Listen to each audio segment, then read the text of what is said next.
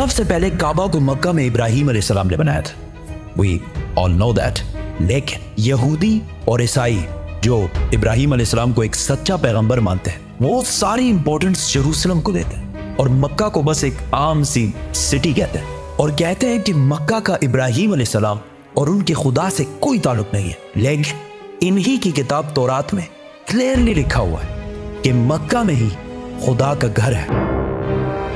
आज से 80 साल पहले वर्ल्ड वॉर 2 में हिटलर ने जब नेदरलैंड्स को फतह किया तो आज जितने भी यहूदी थे उन सारों को एक लाइन में खड़ा किया और आहिस्ता आहिस्ता इन सारों को एक कमरे में ले जाया गया जिधर गैस से इन सारों को आसानी से कत्ल कर दिया जाता। उधर खड़े सारे यहूदी अपनी मौत का इंतजार कर रहे थे और इन सब की जबान पर तौरात का एक ही कलमा था, साम 84। ये साम 84 यहूदियों की मेन किताब तनाख और हिब्रू बाइबल के बुक ऑफ साम्स में लिखी हुई है। तनाख यहूदियों के लिए सबसे इंपॉर्टेंट किताब है और इस तनाख के 3 मेन हिस्से हैं। तौराह जो मूसा अलैहिस्सलाम पर नाजिल हुई, नबियान जो यहूदियों की बाकी पैगंबरों पर नाजिल हुई और कैटुएम जिसका एक हिस्सा द बुक ऑफ साम्स है जो दाऊद अलैहिस्सलाम पर नाजिल हुई थी, जिसे मुसलमान ज़बूर के नाम से जानते हैं। साम 84 में लिखा है, कितनी खूबसूरत है आपके रहने की जगह, ए अजीम रब। ब्लेस्ड आर द पीपल जो आपके घर में रहते हैं और हर वक्त आपकी इबादत करते हैं और उनका दिल सिर्फ पिलग्रिमेज हज की तरफ होता है। जब वो बक्का के खुश्क वादी के पास से गुजरते हैं, बक्का तो वो उस वादी को स्प्रिंग्स चश्मों में बदल देते हैं। They go from strength to strength, जिसका असली हिब्रू तर्जुमा है They go from mountain to mountain। यहूदियों की इस किताब में क्लियरली लिखा है कि खुदा का एक घर है, बक्का की खुश्क वादी में है और उसके पास चश्मा भी है और वहां लोग पहाड़ से पहाड़ की तरफ जाते हैं। ये क्लियरली काबा की बात हो रही है जो मक्का में है, जिसके पास जमजम का कुआं है और लोग सफा के पहाड़ से मरवा की तरफ जाते हैं। लेकिन यहां तो लिखा है कि अल्लाह का घर बक्का में है। इसका मक्का से क्या ताल्लुक है? ताल्लुक है कुरान की सूरह आले इमरान में अल्लाह फरमाते हैं कि कह दीजिए कि अल्लाह ने जो कहा है सच कहा है और पैरवी करो इब्राहिम की जो बिल्कुल अपराइट थे और मुशरिक नहीं थे। यकीनन पहला घर जो लोगों के लिए बनाया गया अल्लाह की इबादत के लिए वही है जो बक्का में है, बरकत वाला और हिदायत का सेंटर है सारे जहानों के लिए। तो ऐ किताब वालों, तुम क्यों अल्लाह की आयतों से इनकार करते हो? कुरान और तौरात दोनों ने मक्का को मक्का नहीं बल्कि बक्का का है और बक्का मक्का का ही पुराना नाम है। मुसलमानों का पहला किबला मक्का के बजाय जेरूसलम में बैतुल मुकद्दस था।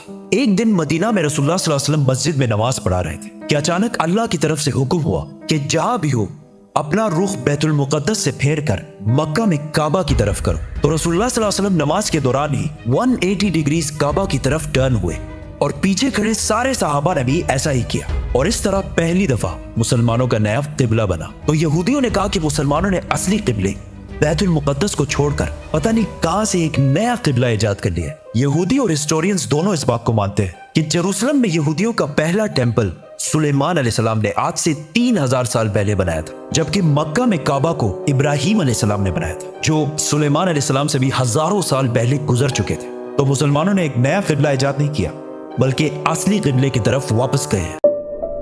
यहूदी मजहब में इब्राहिम अलैहिस्सलाम ने इस्माइल अलैहिस्सलाम और उनकी माँ हाजर को पारान के डेजर्ट में छोड़ा था, जिसको आज बहुत सारे हिस्टोरियंस हिजाज का इलाका समझते हैं और इसी हिजाज में मक्का भी वाक़या है। यहूदियों के रिलीजन में इस्माइल अलैहिस्सलाम की इतनी इंपॉर्टेंस नहीं है जितनी इसहाक अलैहिस्सलाम की है और वो कहते हैं कि इब्राहिम अलैहिस्सलाम को इसहाक अलैहिस्सलाम को ज़िबा करने का हुक्म दिया गया था, इस्माइल अलैहिस्सलाम को नहीं। लेकिन वो हमेशा से इस्माइल अलैहिस्सलाम और उसकी औलाद को नेक और सच्चे लोग मानते हैं और इसका अंदाजा इस मूवी के क्लिप से होगा जो यहूदियों ने मूसा अलैहिस्सलाम पर बनाई थी। जब मूसा अलैहिस्सलाम मिस्र से भागकर जैथरो के पास पनाह लेते हैं तो जैथरो उनसे कहते हैं, Abraham is the father of many nations. We are the children of Ishmael, his firstborn. We are the obedient of God. काबा को बनाने के बाद मक्का का पहला नाम बक्का था और यहाँ ज्यादातर इस्माइल अलैहिस्सलाम की औलाद आबाद थी। जैसे जैसे वक्त गुजरता गया आहिस्ता आहिस्ता बहुत सारे और ट्राइब्स भी मक्का में रहने लगे और यहाँ का नाम बक्का से मक्का में बदल गया और ऐसा हिस्ट्री में बार बार हुआ है, जैसे बॉम्बे और मुंबई। आहिस्ता आहिस्ता लोग असली रिलीजन को छोड़कर बुतों की इबादत करने लगे और काबा को भी अजीब अजीब बुतों से भर दिया रसूलुल्लाह सल्लल्लाहु अलैहि वसल्लम की उम्र जब 35 साल थी तो एक दिन बारिशों की वजह से काबा की छत अचानक गिर गई। तो मक्का के लोगों ने काबा को दोबारा बनाने का इरादा किया, लेकिन सिर्फ हलाल पैसों से। जैसे ही वो काबा की टूटी दीवार बनाने लगे तो एक दीवार पर कुछ अजीब सा लिखा हुआ था। उन्होंने ये पढ़ने की कोशिश की, लेकिन ये अरबी में नहीं, किसी और जबान में लिखा हुआ था। आखिर एक यहूदी ने आके इनको बताया कि यहूदियों की जबान अरामेक है और इस पर लिखा है I am Allah the Lord of बक्का। और ये मैंने तब बनाया था जब मैंने आसमान और जमीन और चांद और सूरज को बनाया था, और ये तब तक कायम रहेगा जब तक इसके 2 पहाड़ कायम है। और आज भी काबा के गिलाफ के ऊपर मक्का नहीं बक्का लिखा हुआ है। काबा जब दोबारा मक्का वालों ने बनाना शुरू किया तो सारे कबीलों की आपस में लड़ाई शुरू हो गई। कौन सा कबीला हजर अस्वद को उसकी असली जगह पर लगाएगा? तो आखिर कुरैश के सबसे बड़ी उम्र वाले शख्स ने कहा कि जो भी नेक्स्ट काबा के दरवाजे से एंटर होगा वही डिसाइड करेगा। एंड अचानक रसूलुल्लाह सल्लल्लाहु अलैहि वसल्लम काबा में दाखिल हुए और वो पैगंबर नहीं थे इस टाइम। तो सब ने कहा कि हमें मंजूर है क्योंकि मोहम्मद सबसे ज्यादा सादिक और अमीन है।